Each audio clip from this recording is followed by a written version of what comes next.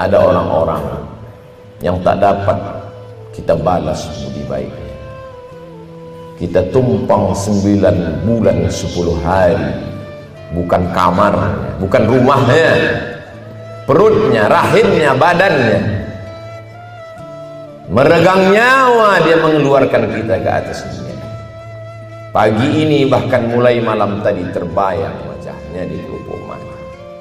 Sebagian saudara kita pulang dari sholat ini masih dapat mencium tangannya, memeluk tubuhnya yang rapuh. Tapi kita jangankan untuk memeluk badan jasadnya, untuk berziarah ke kuburnya pun jauh. Apa yang dapat kita katakan? Apa yang dapat kita sampaikan? Kalau masih sanggup mengirimkan Al-Fatihah, kirimkanlah. Kalau masih mampu melantunkan doa Rabbighfirli wa liwalidayya warhamhuma kama rabbayani shaghira, tetesan embun di atas gurun pasir yang panas, itulah yang akan disampaikan para malaikat ke makam-makam mereka. Orang tua yang dulu gagah perkasa, melepuh kulitnya karena terik panas matahari untuk menyekolahkan kita. Berapa banyak, berapa hari, berapa saat dia menahan makan demi untuk kebahagiaan kita. Tapi hari ini, apa yang dapat kita balaskan untuk mereka? Di hari baik bulan mulia, berapa banyak orang yang bisa menggantikan bajunya dengan baju yang baru, membawakan makanan yang lezat, berharap bahwa makanan itu akan membasahi kerongkongannya.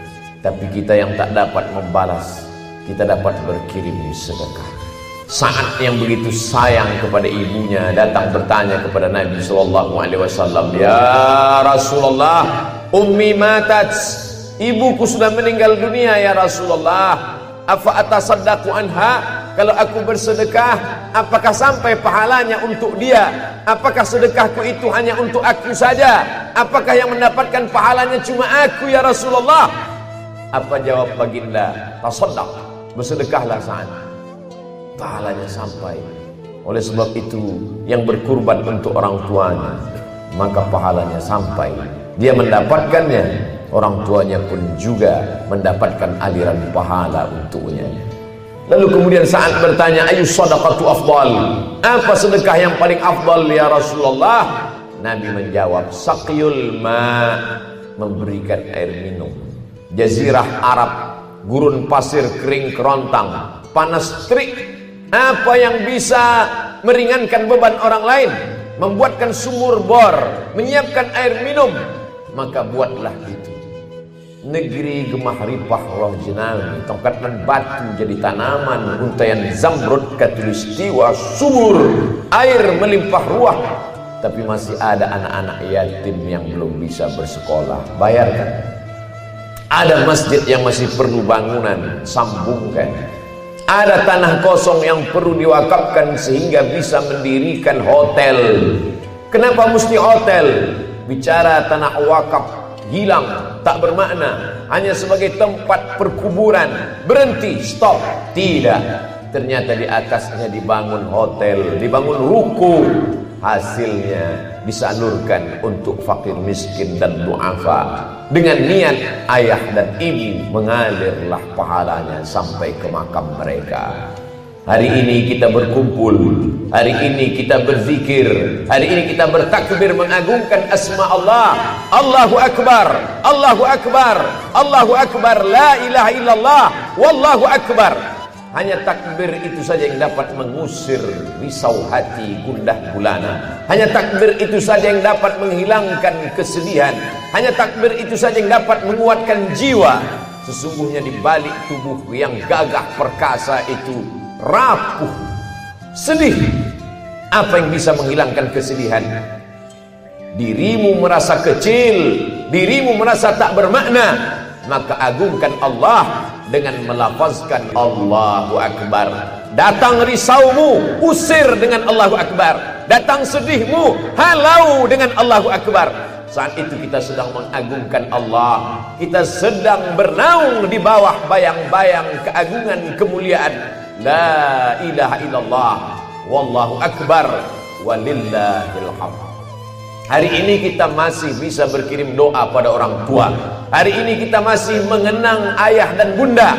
Yang perlu kita pikirkan ke depan, apakah 20 tahun, 30 tahun akan datang saat kita sudah mati dimakan cacing tanah, masuk ke liang lahat, apakah anak-anak kita juga akan mampu mengangkat tangan dan berdoa, Rabbighfirli wa liwalidayya warhamhuma kama rabbayani shaghira?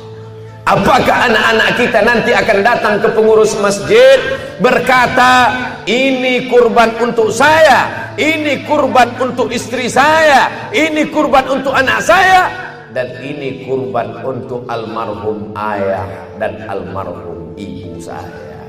Kita tak dapat menjawabnya sekarang. Begitu mudah menggerakkan anak lidah.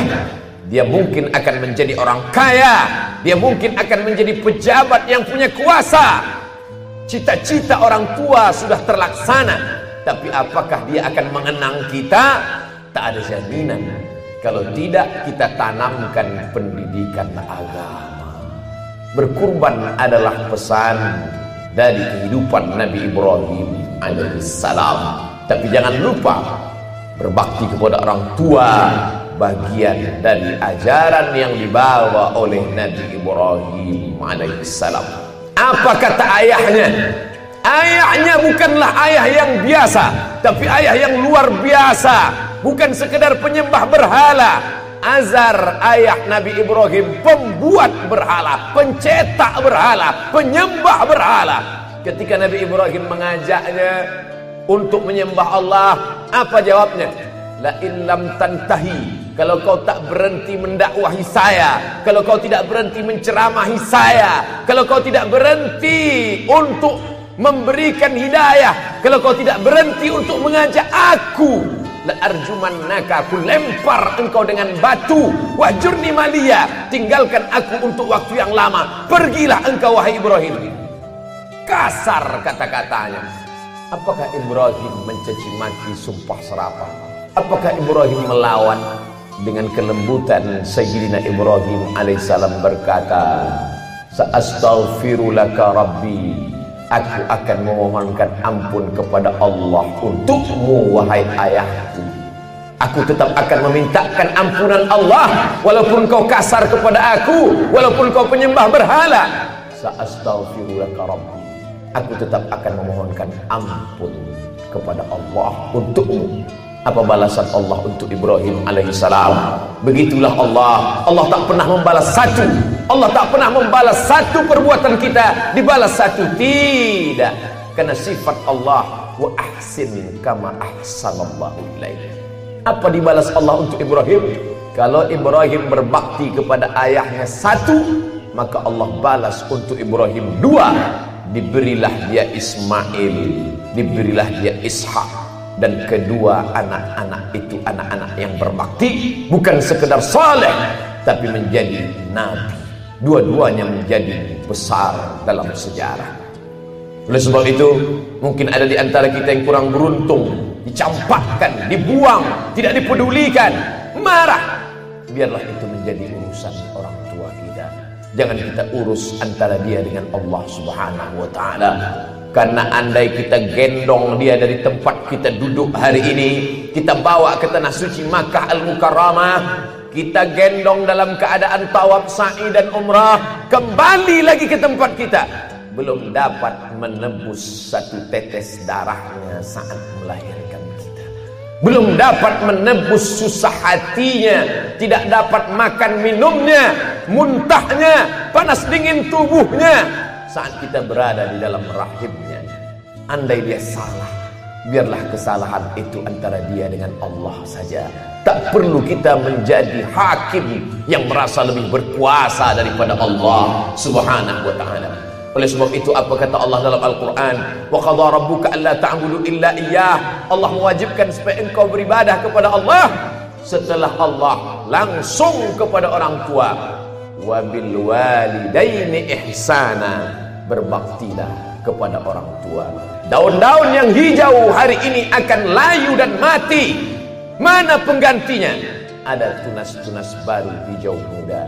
Kalau tidak kita tata dari sekarang. Kalau hendak membentuk buluh, kata orang Melayu, buluh berarti bambu. Kalau hendak membentuk bambu, kalau hendak membentuk buluh, biarlah dari rebung. Dia akan bengkok dan melengkung. Dia akan menjadi jambangan di tengah taman. Tapi kalau dia sudah menjadi bambu keras, hanya ada dua kemungkinan. Kalau tidak dia patah, atau kepala kita yang akan pecah.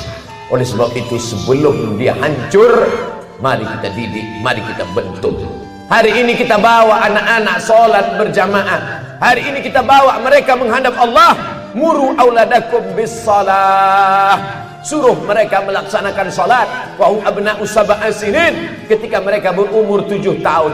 Kalau 7 tahun sudah sholat, apa maknanya? 5 tahun sudah menghafal surat-surat pendek.